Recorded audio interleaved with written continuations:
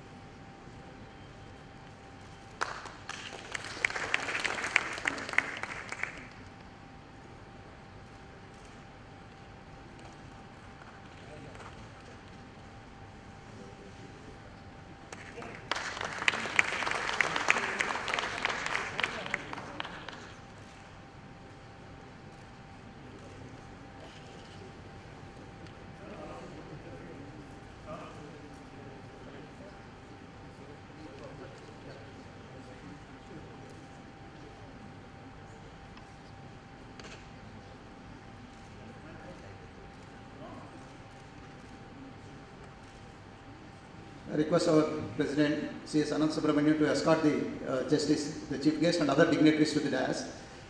I request Mr. Chauhan and Mr. Mehta to come to the dais.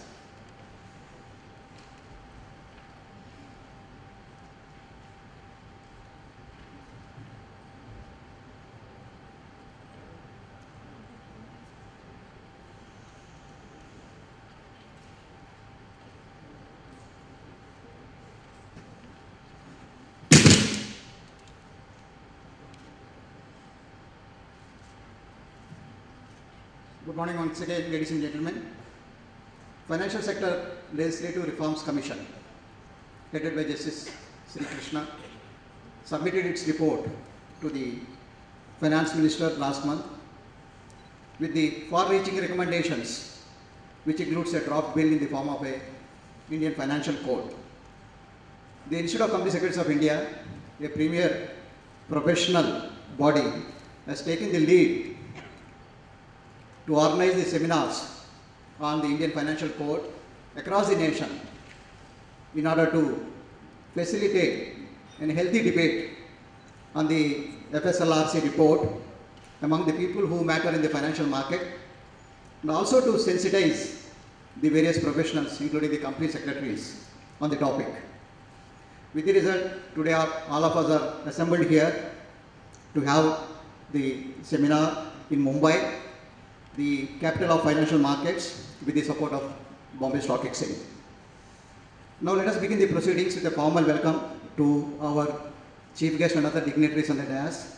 I request my council colleague, Mr. Atul Mehta, the council member of ICSI and also the program director of the seminar, to formally welcome our guests.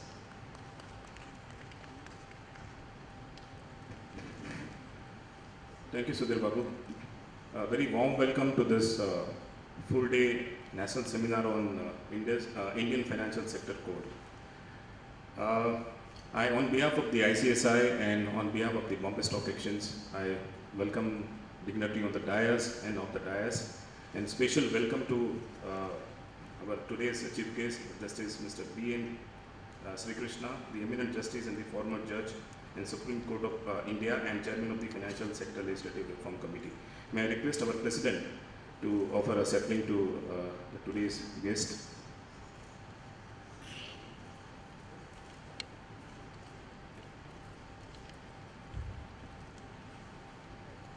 May I have the big applause?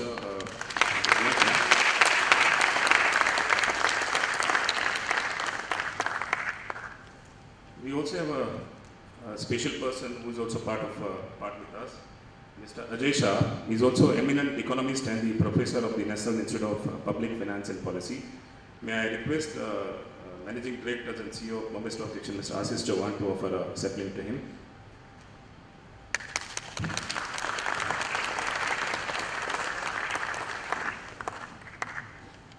Okay, friends, we are here to deliberate today the whole day the implication of this financial sector legislative reform commission. Rather than we are going to deliberate, friends, there are more than 60s Act, which there are multiple rules and regulations that governs the financial sectors. You have a SEBI, you have a IRDA, you have a PFRDA, and you also have a FMC, and there are multiple regulators which regulates this market. And there are a lot of gaps, regulatory gaps. You also have overlaps and inconsistency in the regulatory arbitrage also. And the effort has been made by the commissions under the leadership of Justice Sri Krishna to streamline the whole process. So friends, we are going to deliberate the whole day on these programs. So thank you once again. So again, welcome you on behalf of this ICSI and BSE, and we'll have a wonderful day today. Thank you. Bye.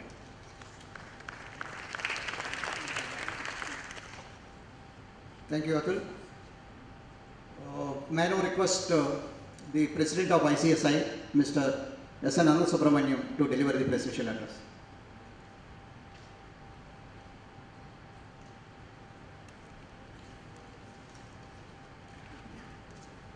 Good morning. Honorable Justice B.N. Sri Krishna, the Chairman of the Financial Sector Legislative Reforms Commission, Dr. Ajay Shah, Professor, National Institute of Public Finance and Policy, Mr. Ashish Chavan, MD and CEO BSE Limited, Sudhir Babu, Coordinator of all FSLRC seminars, Mr. Atul Mehta, Chairman Capital Markets Committee, my colleagues in the Council who are present here today, distinguished guests, ladies and gentlemen. As I rise to address all of you, I cannot but recall the famous words of Victor Hugo, who said, all the forces of the world, in the world, are not so powerful as an idea whose time has come. It is indeed extremely gratifying that we have chosen to associate ourselves with the report of the Financial Sector Legislative Reforms Commission submitted to the Finance Minister on 22nd March 2030. Probably history has an uncanny way of repeating itself. As I recall, in the year 2008, ICSI had a similar opportunity to be associated with yet another aspect of knowledge leadership on minimum public shareholding for listed companies. We conducted 2 seminars, one in Delhi, for which our current Vice President Mr. Harish Sheth was the coordinator, and one in Mumbai, wherein I was the coordinator. This, as we all know, has now become a SEBI directive, which is under implementation before the end of August 2013. It is also more than a coincidence, if I may say so, that those who were in the forefront then with the concept of minimum public shareholding are also in the lead now. Dr. C.K.G. Nair was the Secretary of FSLRC until 31st March 2030, and Mr. M.S. Sahu is the Secretary ICSI now. On a similar vein, we thought it fit to conduct seminars across the country on the Indian Financial Code, which is the expected outcome of the report submitted to the Finance Minister on 22nd March 2030. We began the series with a seminar on last Saturday in Hyderabad, when the Chairman IRDA was Mr. T.S. Vijayan was the chief guest. We could assimilate views expressed by speakers representing different cross-section of stakeholders in the financial sector. We are quite delighted to hold the second and probably the most significant seminar in Mumbai, the financial hub of the country, and at a location signifying the glorious legacy of all those who made or marred the market. Our association with the Indian Financial Code and the report of the FSLRC is not merely cosmetic but profoundly symbiotic. While ICSI's endeavor is to promote good corporate governance, we are also keen that market governance is fostered in an even-handed manner so as to ensure seamless relationship between the two. While the valuation of companies, it is empirically reduced, is determined on its corporate governance practices, the regulatory governance of markets provides the building blocks to achieve that valuation and thus both become inextricably linked to each other. It is in this context that the mandate of the FSLRC has to be understood. And as eloquently articulated, it was out of a felt need that the institutional structure of the financial sector in India needed a review and to be recast in tune with the contemporary requirements of the sector. The complex and the labyrinthine maze of 60 acts covering rules and regulations which govern the financial sector dating back to several decades craved for an organized revisit. This report of the Commission, covering 198 pages divided into 19 chapters, is indeed a seminal effort to comprehensively review and redraft the legislation governing our financial system. The objective was to evolve a new set of principles for governance of financial sector regulatory institutions. The main outcome of the Commission's work is the draft Indian Financial Code, which is similar to and can be likened to the Indian Penal Code, which is secular and not sectoral in nature. I am sure that the galaxy of speakers who have assembled here for this seminar, as they were in Hyderabad, the deliberations, the analysis, the Q&A would provide immense value to each one of us, would also provoke healthy debate on this extremely topical topic. On behalf of ICSI, I express my deep gratitude to Honorable Supreme Court Justice Sri B. Sri Krishna, Chairman FSLRC, for having consented to be the chief guest for today's seminar. I also thank Dr. Ajay Shah, the leading financial economist in the country and professor at NIPFP, for agreeing to be the keynote speaker, and we all look forward to their profound words of wisdom. I must also thank the session chairman and co-speakers, many of whom are friends of ICSI, for having made it possible to be with us today. Thank you very much. Thank you, Mr. Anasubramaniam. Ladies and gentlemen, today we are having this seminar with the able support of Bombay Stock Exchange. I take this opportunity to invite Mr. Ashish Chauhan, the Managing Director and CEO of Bombay Stock Exchange, to deliver a special address.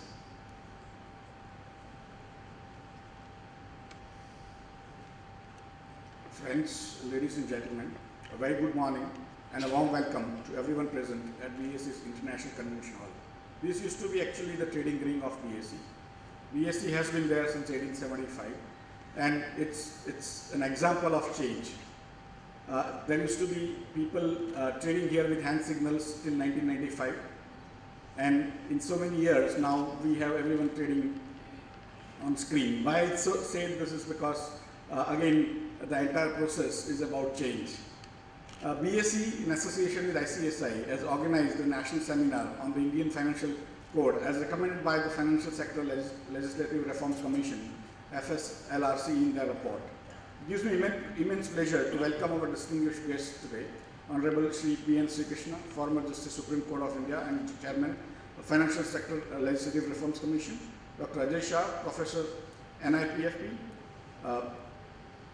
Mr. Anand Subramaniam, President ICSI, who with his vast experience has been a strong votary of good governance practices, Dr. Anup Vadawan, Joint Secretary Capital Markets Division, Department of Economic Affairs, Dr. K.P. Krishnan, Principal Secretary, Government of Karnataka, Dr. C.S. Mohapatra, Sri R.K. Nair, Sri Kanaga Sabhapati, Dr. Susan Thomas, and all of you. The Financial Sector Legislative Reforms Commission was set up by the Government of India, Ministry of Finance in 2011 to review and rewrite the legal institutional architecture of the Indian financial sector. This is perhaps one of the rare and ambitious attempts at harmonizing and modernizing a financial sector legislation in one single comprehensive attempt in any country. Task was difficult. It was perhaps made more difficult given the fact that there are more than 60 acts of different vintage in addition to multiple rules and regulations that govern this sector. The committee submitted its report in March 2013. It's a cumulative work of 2 years of painstaking deliberations by experts and the members of the Commission and excellent drafting. There are many skeptics when the work commenced. Even as late as February 2013, not many people expected the work to be completed in such great detail and within the time frame when Honorable Minister of Finance in his budget speech mentioned that he is expecting the report to be submitted to him during March 2013. Honorable Justice Sri B. Sri Krishna and his colleagues deserve a hearty round of applause from all of us for a job well done. The report consists of 2 volumes. First volume consists of text of the findings and recommendation. It has 196 pages an executive summary of 28 pages. Second volume provides basic framework of draft law and has 189 pages. Today, we have gathered to understand from the luminaries the various aspects of the report of the Financial Sector Legislative Reforms Council and also the proposed Indian Financial Code as part of this report. We at BSE and ICSI are honored to have them accept our invitation. We look forward to listening to our distinguished guests on this important discussion this morning and throughout the day. Once again, a warm welcome to all of you. Thank you very much for coming in the morning.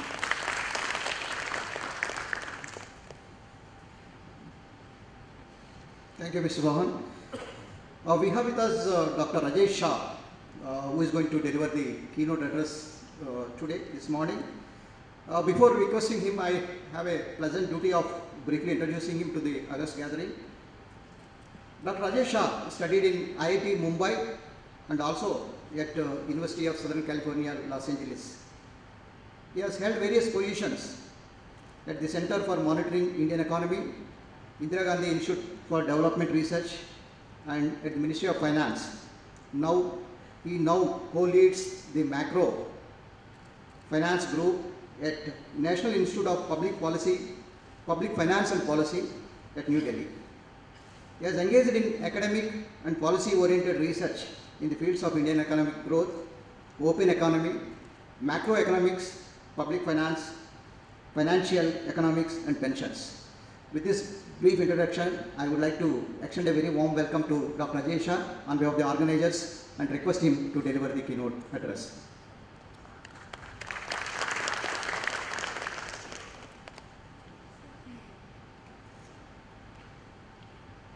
Thank you all for being here to hear me today.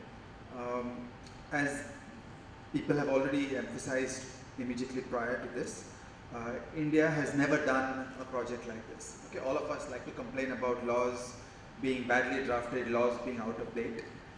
In the entire history of India, including in the British times, there has never been a comprehensive project to take an entire region of law and clean it up and replace existing law with a modern draft. So this was really a very big project, and as is entirely appropriate, the framework set up by Justice Sri Krishna for doing this work was a very open and inclusive one. I wrote a blog post where I ran through the report, which is in front of you, and I pulled out all the names of individuals whose name appears in the report. And it turns out there are 146 names that appear in the report. These are the persons who participated in this project in various ways. And I think that's exactly right. In a democracy, we should have a very open framework where diverse viewpoints and ideas and interests are reflected in this kind of project. So I feel that this is an important template about how we should be approaching other areas of law in the country in the future. Now, if I had to take the work of 146 people over a period of 2 years and reduce it into 30 minutes of a capsule summary, I have to be extremely selective, and I will do it in 2 parts. Okay, so first, let's get started on the foundations of why this commission was set up and where we came from. Indian finance today is ruled by laws that were done a very long time ago. The RBI Act was drafted from 1914 to 1934. It was enacted in 1934.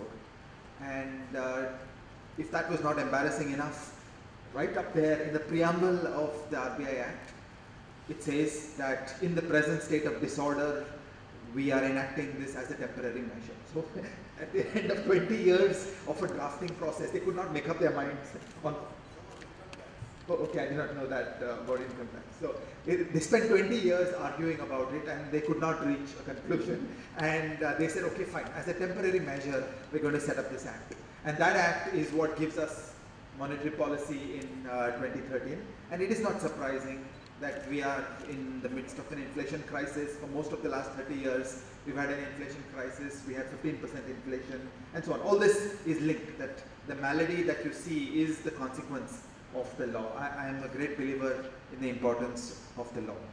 Now, from 2005 onwards, the government had finished with the first phase of financial reforms in India, particularly on the equity market. It's interesting that all of us are in this room that was once a floor where there was trading by open outcry, and that's gone. NSE and BSE have moved technology, have moved governance structures. Ashish Chauhan heads NSE, does not own shares in NSE, does not hold a trading membership of NSE. Okay, all this is a minor revolution that was executed in the equity market.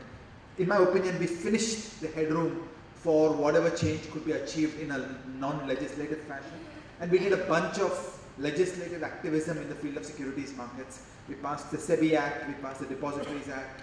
A dozen times we went back and amended various pieces of securities law, and we made some headway there. But other than that, we did not look at the overall system. There are some 65 laws. We did not question that overall system. By the mid-2000s, the government started on a committee process where a series of expert groups were thinking about what is wrong with the Indian financial system and how it should be changed. There are four most important reports out of that process, though there were many others as well. Percy Mistry led a report focusing on international finance. Raghuram Rajan led a report focusing on domestic finance.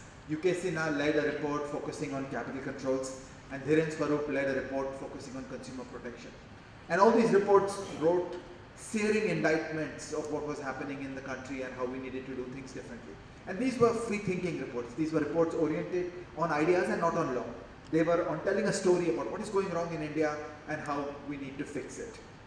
All these reports went and landed up in the Ministry of Finance, and KP Krishnan, who is here, was one of the people who was given the unenviable task of trying to read these reports and figure out how to make progress on all these directions. And pretty much anywhere you look in terms of trying to make progress on solving these problems, you come up with the problem of the laws. The laws were hopelessly out of touch with the problems that we faced. So, it is broken and we should go fix it.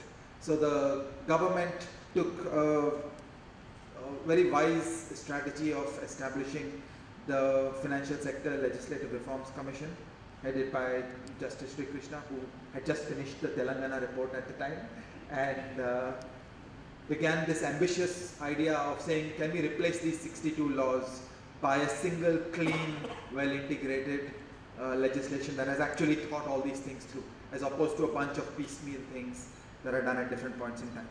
Now, when you go into this field and you start thinking about it, I want to highlight the unique problem that we see in finance, which we don't see in some other areas. Okay, so now in many areas, the framework that all of us are used to is that Parliament creates a law, and then that law shapes the lives of all of us, and if we violate the law, we get taken to court. Now, in large chunks of finance, that is not the architecture. Parliament establishes a regulator, and the regulator drafts regulations, and those regulations have the status of law. So Parliament is doing something really remarkable. Parliament is delegating the lawmaking function to an expert body.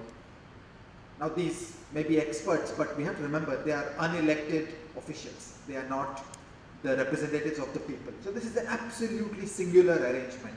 In most parts of the economy, in most parts of law, Parliament makes law. It is very seldom that Parliament hands over the function of drafting law to some unelected officials.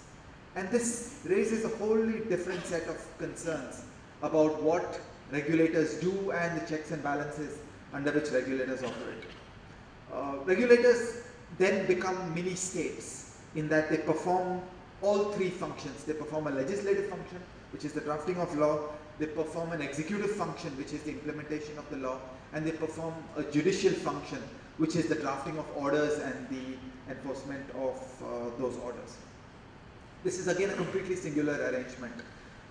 Political philosophers the world over have understood that the concentration of the legislative and executive and judicial functions into one body is a very dangerous thing. It creates a concentration of power which is quite problematic. In fact, in the United States Constitution, in the Constitution of the United States, it identifies this as a problem, and it says that no government agency can do more than 2 out of the 3. So you pick. You want to place a legislative and a judicial function, that's okay. You want to place a legislative and an executive function, that's okay. You want to place an executive and a judicial function, that's okay. But no agency of the United States government can combine all 3 functions. Now, we in India did not work enough on these problems when we first started creating independent regulators, and we concentrated these functions. And I think that that's a problematic arrangement and we need to worry more about it. Similarly, when Parliament hands down the power to draft regulation to an agency, it needs to be much more mindful. Justice Sri Krishna always said to us that he worries about the constitutionality of a sweeping handover of the legislative function. That simply cannot be done because the Constitution of India says that Parliament shall write laws. Parliament cannot give power to some other body saying you write the laws. It has to be circumscribed. There has to be clarity on what is the limited role in which the legislative function is handed out and what is the objectives which will be performed by that regulation making body. So these things needed to be thought out in a much more clear way. Now, the way FSLRC has gone about this question comprises 4 big ideas. Okay? So the first big idea is how do you reduce this concentration of power? How do you get away from arbitrary power being placed at a regulatory body? And this is done in 2 parts. The first is that the way FSLRC has approached it, the Indian Financial Code never hands over power in a vague way. Okay, so let me give you an example of the vague way.